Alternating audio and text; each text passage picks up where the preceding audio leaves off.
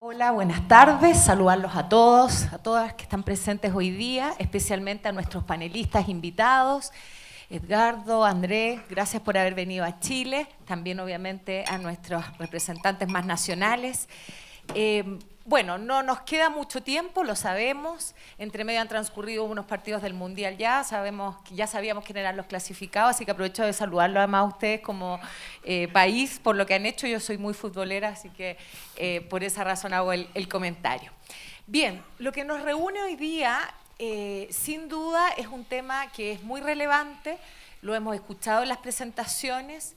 CPI forma parte quizás de una herramienta que está a disposición del mundo privado y del mundo público para buscar respuesta a lo que mencionaba Guillermo recién. ¿Cómo lo vamos a hacer? No solo cómo lo vamos a hacer en Chile, cómo lo vamos a hacer para el desarrollo regional, que sin duda requiere todo lo que es la infraestructura digital. CPI es el Consejo de Políticas de Infraestructura, que lo que precisamente busca es establecer políticas de largo plazo. Porque todos sabemos que una obra de infraestructura no se va a construir en un gobierno, no se va a proyectar en un gobierno, ni se va a planificar en un gobierno. Y porque nuestra visión como CPI es buscar que esa proyección se materialice en obras concretas que puedan, sin duda, y ya lo hemos repetido bastante esta mañana, permitir no solo el desarrollo económico y la productividad, sino, muy importante también, el desarrollo social. Por lo tanto, reitero la disponibilidad, incluso desde porque tú no lo puedes hacer, porque no puedes autorreferirte como CPI, pero en mi caso lo puedo hacer porque como reciente integrante de este consejo, creo que es una herramienta importante para buscar estas soluciones. Bien, otro aspecto relevante también de mencionar es que efectivamente en Chile la actividad de la Subsecretaría de Telecomunicaciones del Ministerio, como se ha mencionado también, tiene tres pilares básicos, que es el fomento, del cual muchas veces nos olvidamos, está muy restringido, pero es el fomento, es la regulación y es la fiscalización. Y en fomento, nosotros desarrollamos en el gobierno anterior un proyecto que es bien relevante, que es de fibra óptica austral. Y así cuando Edgardo vuelva a ir a las Torres del Paine, ojalá en 2 años más, vas a ver cómo se despliega esta nueva fibra óptica en las regiones más australes de nuestro país, que sin duda va a contribuir, y lo decían ustedes también en sus presentaciones, cómo llegamos a esos sectores más rurales, cómo podemos ahí también generar esta conectividad que todos sabemos además trae aparejado desarrollos de la ciencia, de la telemedicina y de cuántos otros aspectos son relevantes también para las personas. Por lo tanto, también hay que poner un foco importante en el fomento, mucho énfasis en la regulación. Sabemos que la regulación requiere constantemente de revisión. Nosotros nos demoramos en tramitar las leyes, nos demoramos 15 años en la ley de antenas a la que hacía referencia Pablo, nos demoramos otro tanto en la superintendencia que aún no ve la luz, pero si somos optimistas y creemos que en definitiva podemos impulsar estos proyectos, sin duda, también ahí hay una luz para la certeza jurídica. Y lo menciono a propósito de lo que se ha tratado esta mañana también, de este fallo que yo me imagino que todos los conocen, porque todos hablamos del fallo y yo decía, puede que ustedes no sepan de qué estamos hablando, pero yo me imagino que algo ya les habrán informado. Pero en el fondo el tema es si un poder distinto, nosotros estamos en un Estado de Derecho, el Poder Judicial toma una decisión que repercute en un concurso que había sido impulsado por el primer gobierno del presidente Sebastián Piñera, que fue reforzado también en nuestro gobierno porque lo seguimos ejecutando y que en definitiva sufre este traspié ayer a propósito de este fallo. Por lo tanto, ¿cómo lo vamos a hacer? Vamos a buscar entonces a partir de los encuentros del diálogo. Hay espacios todavía, aquí vemos 3 abogados en este panel, por lo que yo pude contabilizar. Por lo tanto, creo que también ahí hay una luz de optimismo de cómo podemos en conjunto también, y obviamente la autoridad que va a liderar en este caso las siguientes etapas del proceso. Recordemos además que el Estado no era parte en este proceso, no era demandado, por lo tanto también ahí hay un importante aspecto a analizar.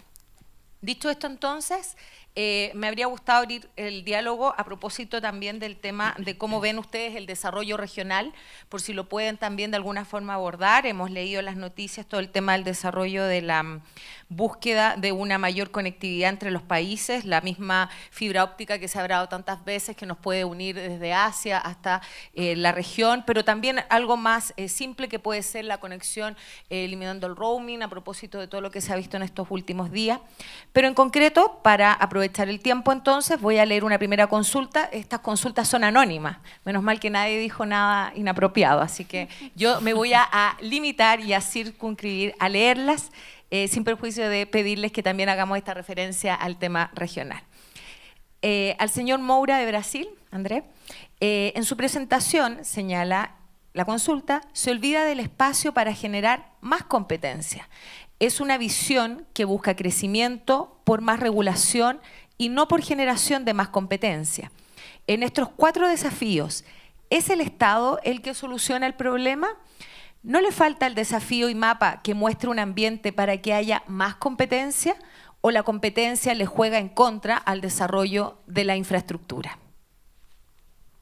Ok, ¿ya contesto ahora? Okay. Bueno, es una pregunta compleja. Bueno, lo que comenté y espero que tenga sido claro en esto, es que el tema de la competencia y de la concentración de los mercados, lo que hemos visto es que considerando los márgenes, que como ya lo sabemos, y Pablo y Diego explicaron también sobre eso, sigue bajando, así que vemos una tendencia en los mercados, por lo menos los más desarrollados, Estados Unidos y Europa también, de concentración como una manera de diversificar las actividades para absorber también sectores de contenido, media y servicios OTT que bueno, siguen absorbiendo de cierta manera los ingresos del sector de telecomunicaciones. Pero sí hay espacio para ampliar la competencia y me gustaría referirme al caso especialmente de Brasil, en que empresas de telecomunicaciones muy pequeñas lograron ampliar su capacidad y la oferta de servicios en ciudades más pequeñas con una reducción de los trámites procesuales, legales que son necesarios para proveer servicios de telecomunicaciones. Así que si hay oferta de redes troncales, además el proyecto de la fibra óptica austral es una referencia internacional, no solo en la región, pero en Europa también. Si hay proyectos que ofrezcan un acceso a redes troncales, hay espacio para incrementar, para aumentar la competencia a un nivel local, aunque la verdad es que hemos visto, y sin un juicio de valor, hemos visto la reducción de la competencia en términos de concentración de mercado a nivel nacional, y esto es un hecho, y a las autoridades creo que les toca entender en qué casos estos movimientos son legítimos o no, y sus consecuencias a los consumidores y a la industria y las migraciones como un todo. Bueno, es un tema complejo, así que es lo que tengo ahora como información y experiencia. Bien, muchas gracias. Vamos a leer una pregunta ahora para Edgardo Morón, de Uruguay. No es de los Pumas, no te preocupes. Ante el bajo crecimiento del mercado y las fuertes inversiones necesarias, ¿Antel recibe subsidios estatales o cuál es su resultado económico?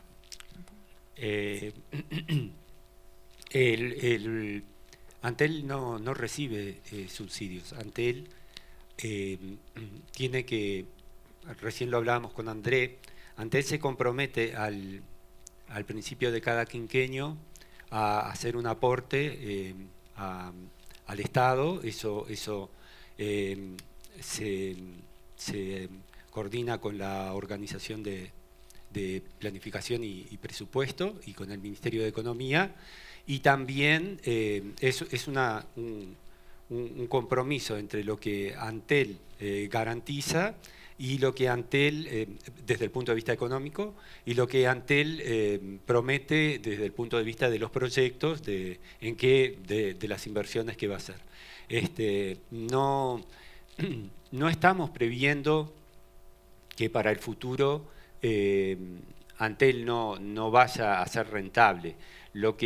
A lo que yo me refería es a que en el último desafío es a que todo ese nuevo mundo de los negocios que aparece atrás de la telefonía y de los datos, una vez que uno tiene una red desarrollada de datos, empieza a pensar en el siguiente paso. Entonces, todo ese nuevo mundo que viene es muy diferente desde el punto de vista de los márgenes de los negocios y desde el punto de vista del expertise de las compañías de telecomunicaciones. Y por lo tanto, ahí sí que es mucho más difícil ser rentables o ocupar espacios rápidamente, porque la competencia que enfrentan en el mundo de IoT, por ejemplo, las empresas de telecomunicaciones, donde los actores son muy variados, la competencia es enorme, la conectividad en el total del volumen de negocio para IoT es del orden típicamente del 10 o el 15%. Entonces ahí nos encontramos con que no es el dinero que uno al principio se imagina cuando mira las cifras de crecimiento de IoT. Entonces, las telco aspiran a ocupar otros sectores en la cadena de valor en IoT, pero es muy difícil, porque hay otros jugadores que ya provienen de ese mundo. Entonces, para Antel, yo creo que en los próximos años no vamos a tener ese problemas, no visualizamos eso. Pero creo que para el mundo de las telecomunicaciones en general, los nuevos negocios que se abren son diferentes, radicalmente diferentes de lo que veníamos haciendo hasta ahora, y desde ese punto de vista yo es que entiendo que es difícil el futuro. Soy optimista, pero entiendo que es difícil. Bien. Vamos a hacer todavía tenemos un espacio, así que si alguien más quisiera hacer una última consulta, podríamos también considerarla. Un segundo, porque esto tiene su clave, así que tenemos que introducirla. Bien, la última consulta que tengo hasta ahora es de carácter general y el autor, yo voy a ser la intérprete, dice: ojalá enfocada en la realidad chilena, pero está extendida a todos los panelistas, voy a partir por acá. Bien, dice: la gran cantidad de datos generados por Internet de las Cosas representan un gran activo posible de ser utilizados en favor de la política pública. Por ejemplo, para políticas de transporte. Eso no lo agregué yo. Sin embargo, como los datos pertenecen a las empresas que los registran, ¿qué alternativas tiene el Estado para poder proyectar el uso de esos datos en el tiempo? ¿Es riesgoso para el Estado generar políticas públicas que se definan mediante esta información que es de propiedad privada? Bueno, el tema es muy amplio y es muy importante. Los datos no son de las empresas, los datos son de las personas que tienen esa información y que la entregan a las empresas. Pero puede ser extremadamente amplio que el Estado ocupe esos datos. Voy a poner un ejemplo. Hay un proyecto de ley en el Congreso que sanciona la llamada inoficiosa a teléfonos de emergencia. En ese proyecto hay una propuesta de que las empresas de telefonía móvil informen la localización en tiempo real de una llamada a estos teléfonos de emergencia que los saturan. El propósito es de lo más altruista que pueda haber en el mundo, pero también puede servir para que si la policía recibe esa información le haga otros usos de la información. Eso no se puede abrir sin regulación específica. La protección de los datos personales es algo que a las empresas les importa enormemente. Y la violación de la privacidad es un tema relevante en la sociedad. De manera que hay que cuidarla con mucho esmero. O sea, hay un equilibrio entre los datos que se proporcionan por parte no solo de las empresas de telecomunicaciones. Es decir, una empresa que tiene un medidor de agua, con un telemedidor puede saber cuál es el consumo, eso se sabe hoy día, a qué hora del día, cuántas personas hay en la casa, etcétera, etcétera. Toda esa información, que además hoy día en algunos sistemas se ocupan en forma indiscriminada, genera muchos beneficios, pero puede generar también cosas como la que hemos visto en la prensa, de la utilización de datos para campañas políticas, etcétera, etcétera. Entonces tiene que haber un equilibrio muy claro, con una legislación muy clara que se está discutiendo en el Congreso, sobre el uso de, o sea, los datos, su propiedad y cuál es el uso que estos se pueden ocupar, tanto para lo público como para lo privado. Y ese es un debate que se está abriendo en la sociedad chilena y es muy importante que tenga lugar. Sí, comparto plenamente lo que señala Guillermo. Hay un elemento que es central acá y que cuando estuvimos en la Global Commission on Internet Governance fue un tema central de discusión, es que para poder efectivamente maximizar los beneficios de la economía digital es indispensable construir un entorno de confianza, ¿no?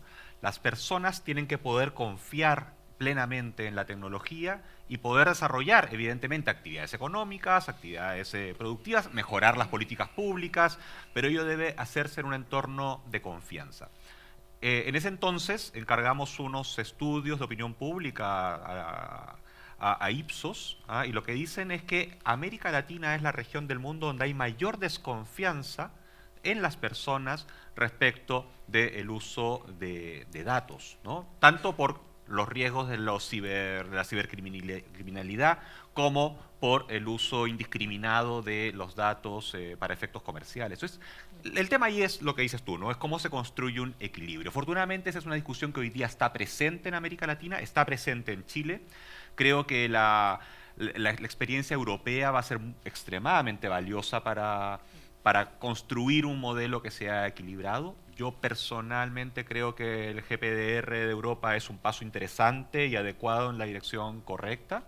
Y tenemos que ser capaces de ponernos a la altura de esa combinación, que es una combinación de intereses que parecen contrapuestos, pero en realidad no lo son, ¿no? Es cómo maximizamos el uso de la tecnología para poder generar procesos de transformación productiva y para, evidentemente, mejorar la política pública. Bien, gracias. Sí, sí, puedo Por comentar favor. un poco. Bueno, me gustaría comentar un poco sobre cómo el reglamento de protección de datos personales de Europa contribuye de una manera con ese debate.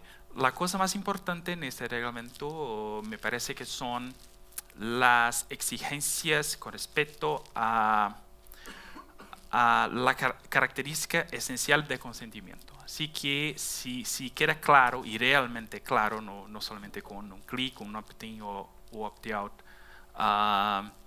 de para qué tipo de uso se está autorizado, se autoriza incluso la transferencia de datos personales entre empresas. Creo que ahí está la clave para entender lo que es una ventaja, no solamente para los gobiernos o empresas, pero también para las propias personas, porque si van a beneficiarse seguramente de estos servicios más avanzados, mejor monitoreo de seguridad pública, temas de seguridad pública, criminalidad en las ciudades, etc. Así que el tema del consentimiento y el uso derivado de este consentimiento me parece central. Así es en Europa y me parece que la discusión va por ahí en América Latina también. Bien.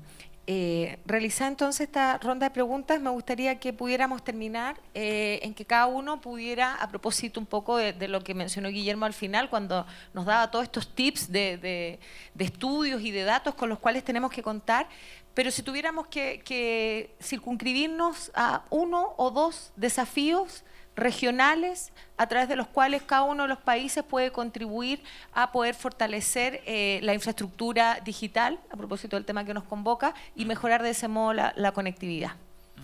Si quieres partimos, ya que Sí, sí, claro. Bueno, el tema regional me parece que pasa por la armonización regulatoria. Así que tenemos en la región en general ¿cómo decir eso? Es como, y eso ocurre en todos los países, pero especialmente en particular en Latinoamérica me parece que estamos muy preocupados con la soberanía, con lo que deciden las asambleas, los jueces también, y eso es claro, es muy importante para los estados de derecho en general. Pero hay que crear lazos más fuertes con los vecinos, y eso no es fácil. Por ejemplo, el tema de la fibra óptica regional y compartición de infraestructura entre las empresas estatales o no en la región es un tema que lleva, no sé, hace 10 años tal vez, y todavía no evoluciona como nos gustaría. Y así que el tema el primer tema, desafío, sería el tema de la armonización regional. Y el otro tema sería el tema, en mi opinión, de inversión a nivel regional. Y para eso y ya hay foros internacionales, organizaciones específicas con un mandato, un propósito específico en este tema, pero hay que darles el presupuesto necesario para hacer las inversiones que serían necesarias para esta integración. Así que estos dos temas serían los temas principales, en mi opinión. Sí, yo coincido con André en que uno de los principales desafíos o cosas que pueden posibilitar la integración regional es el tema de la armonización regulatoria. Y lo otro es, volviendo a lo que hablábamos también, me parece que es necesario mayores instancias de este tipo para comprender un poco más a dónde está yendo para el caso de las empresas de telecomunicaciones, a dónde está yendo el negocio, para que la regulación sea adecuada y no entorpezca y no corra de atrás ante una realidad que siempre está yendo por delante, esencialmente eso.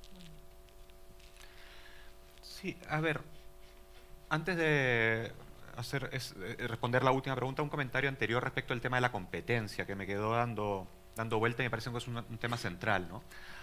Yo creo que, y yo he sido subsecretario y lo hemos vivido y hemos cometido, si se quiere, errores en tal sentido, ¿no? O sea, la obsesión por el número de operadores, ¿no? es un error, en realidad. La primera pregunta es ¿el mercado es suficientemente competitivo o no? ¿No? Y mi opinión es que sí, es que lo es. Es que el mercado chileno y muchos de los mercados en América Latina son muy competitivos. Y eso se demuestra por efectos empíricos en el mercado, ¿no? Reducciones de precios, inversiones, más cobertura, mejor calidad de las prestaciones. Y eso pasa por tener 3, 4 operadores móviles y tener un ecosistema digital en el cual la intensidad competitiva es más relevante que el número de operadores, ¿no? Hay un caso que es emblemático, que es bien interesante tener presente, que es el caso de México, ¿no? En el caso de México, con la entrada de AT&T, se redujo el número de operadores móviles. Pasaron de tener 4 a tener 3 en lo fundamental.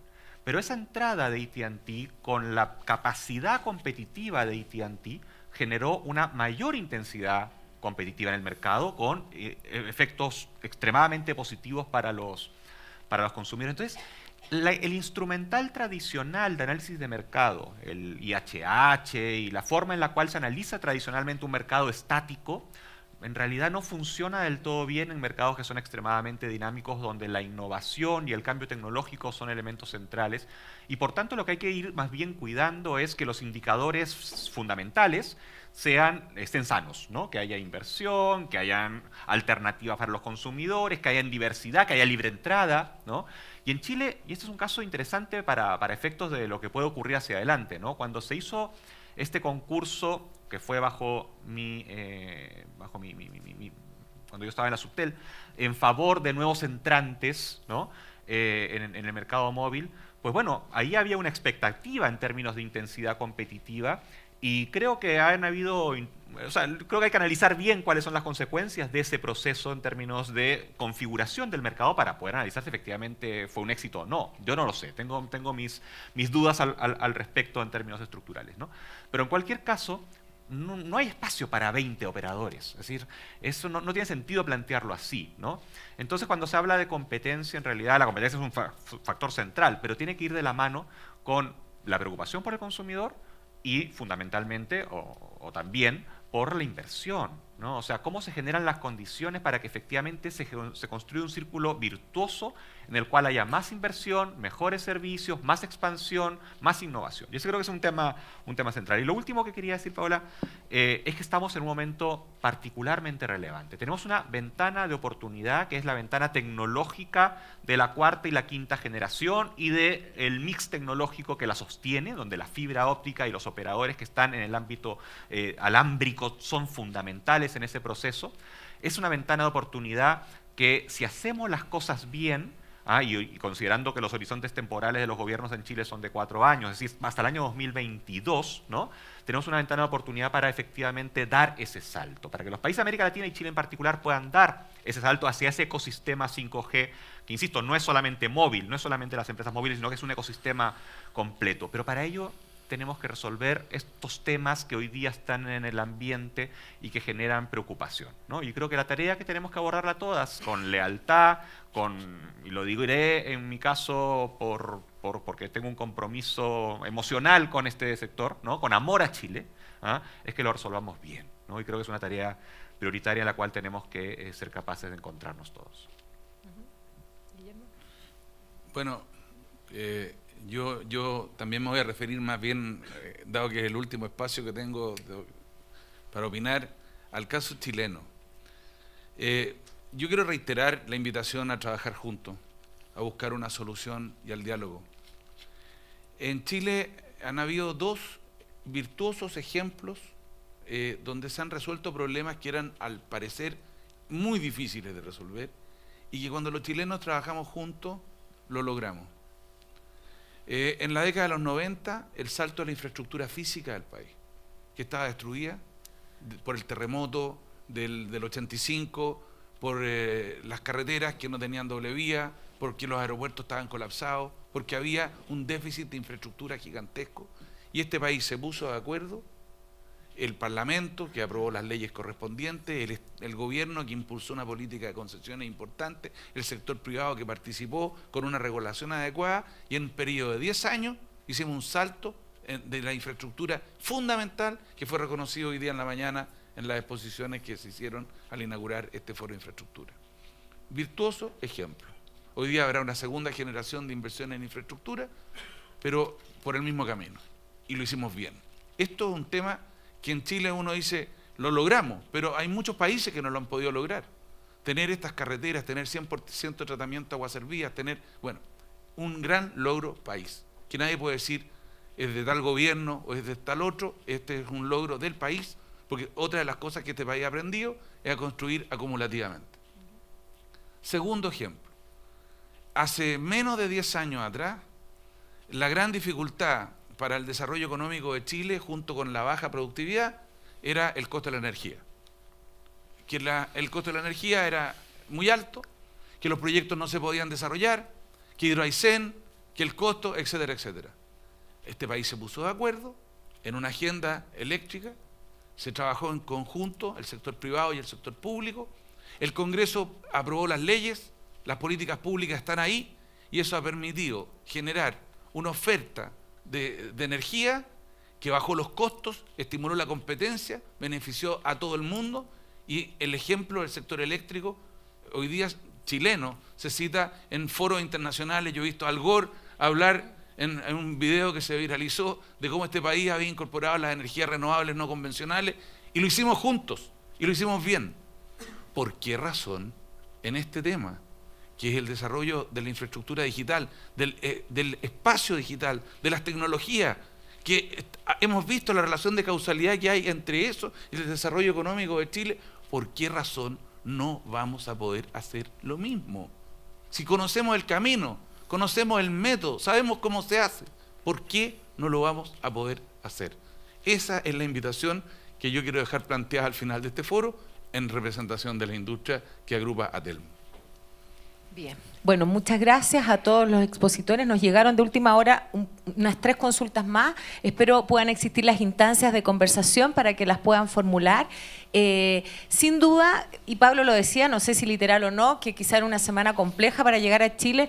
Yo creo que no, yo creo que es una buena semana para llegar a Chile, porque sin duda este foro, la intención que existe de todas las partes por buscar soluciones, porque juntos podamos construirlas, creo que es algo que le va a tener que dar valor sí o sí a las propuestas que puedan existir en el futuro, propuestas que tenemos que impulsar en conjunto en espacios como este. Lo decía Guillermo también, hay que considerar a la academia, hay que considerar la comunicación estratégica. A propósito del ejemplo de energía, yo creo que uno tiene que dar vuelta a las cosas también y las tiene que hacer en conjunto. Lo he dicho varias veces, estoy convencida de que uno construye un mejor país, obviamente con las empresas, y que las empresas necesitan reglas claras para funcionar y reglas que se proyecten en el tiempo. Es la única forma de poder aumentar la inversión y es la única forma, en definitiva, de generar un mayor desarrollo económico, reitero, también productivo, pero también social. Por ende, la invitación, yo creo que de parte de todos los actores está, así que sigamos construyendo entonces esta carretera digital y este ecosistema digital para que de esa forma podamos salir adelante, no solo como país de lo que ha sucedido en los últimos días, sino también como región. Muchas gracias y que tengan una buena tarde. Los invito a seguir participando del foro. Gracias.